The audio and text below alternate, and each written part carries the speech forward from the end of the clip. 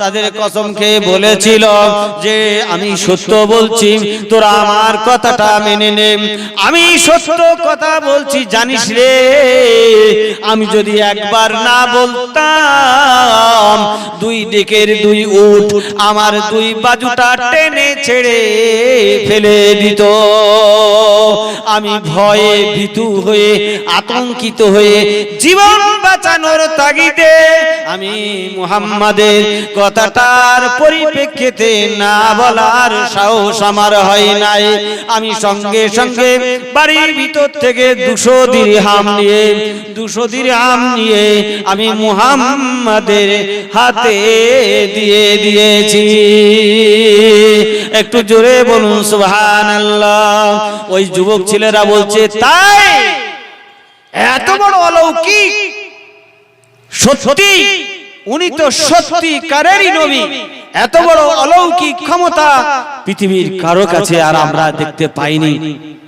যে মানুষটাকে তোমরা জাদুকর বলো, যে মানুষকে আবু জেহেল তুমি জুলুম করো, অত্যাচার করো, যাকে তুমি পাগল বলো, তিনি তো পাগল নয়, তিনি তো জাদুকর নয়, তিনি তো হলেন মুসাইয়িদুল মুরসালিন। পৃথিবীর বুকে যত দূত এসেছে সমস্ত দূতের শ্রেষ্ঠতম দূত হলেন আকাই নামদার তাজদারে মদিনা, দুলহায়ে মদিনা জনাবে মুহাম্মদুর রাসূলুল্লাহ সাল্লাল্লাহু তাআলা আলাইহি ওয়াসাল্লাম। জোরে বলুন সুবহানাল্লাহ। এই বিশ্ব নবী সাল্লাল্লাহু আলাইহি ওয়াসাল্লাম তার এই অলৌকিক দেখে যুবক ছেলেরা বলল, যা আশ্চর্য অলৌকিক, আমাদের কাছে সত্য পরিষ্কার হয়ে গিয়েছে। আচ্ছা বলুন তো, উটটা ধরলো কার? আবু জেহেলের কাঁধ ধরেছিল, কিন্তু আবু জেহেল নিজে সে মরে যাচ্ছিল, তার ঘাড় ধরেছিল, তার সামনে আজদাহ সাপ হা করেছিল। আবু জেহেল সে কি অজ্ঞান অবস্থায় ছিল? সে কিন্তু বুঝতে পারলো যে মুহাম্মদ সে হচ্ছে সত্যিকারের আল্লাহ রাসূল। বুঝেও কিন্তু সে বুঝলো না, সে চোখে স্বয়ং চোখে দেখেও দেখলো না, বুঝেও বুঝলো না।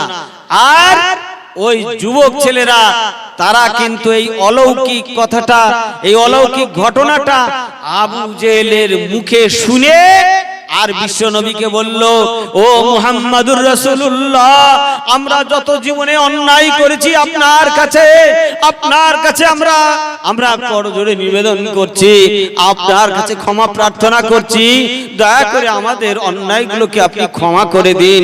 আর আমরা বুঝতে পেরেছি আপনি হলেন সত্যিকারের আল্লাহ রাসূল, আপনি হলেন শ্রেষ্ঠ নবী, আপনি হলেন সেই আকাই নামদার তাজদারে মদিনা, আপনি হলেন সেই শ্রেষ্ঠ নবী, আপনি হলেন মুহাম্মাদুর রাসূলুল্লাহ সাল্লাল্লাহু আলাইহি ওয়াসাল্লাম। মুহাম্মাদুর রাসূলুল্লাহ সাল্লাল্লাহু তাআলা আলাইহি ওয়াসাল্লাম। আমরা আর আমার মূর্তি পূজা করতে চাই না, আমরা আর গাছের পূজা করতে চাই না, আমরা আর সাপের পূজা করতে চাই না। আমরা আমাদের কাছে সৃষ্টিকর্তার কথাটা আয়নার মতো পরিষ্কার হয়ে গিয়েছে। ও মুহাম্মাদুর রাসূলুল্লাহ সাল্লাল্লাহু তাআলা আলাইহি ওয়াসাল্লাম, আপনি আমাদেরকে ঈমানের কলেমা পড়ে মুসলমান করিয়ে দিন। সঙ্গে সঙ্গে বিশ্ব নবী বললেন, আমার সঙ্গে পড়ো, আমার সঙ্গে তোমরা সবাই পড়ো, লা ইলাহা ইল্লাল্লাহু মুহাম্মাদুর রাসূলুল্লাহ। এই ঈমানের কলেমা পড়ে মুসলমান হয়ে গেল। একটু জোরে বলুন সুবহানাল্লাহ।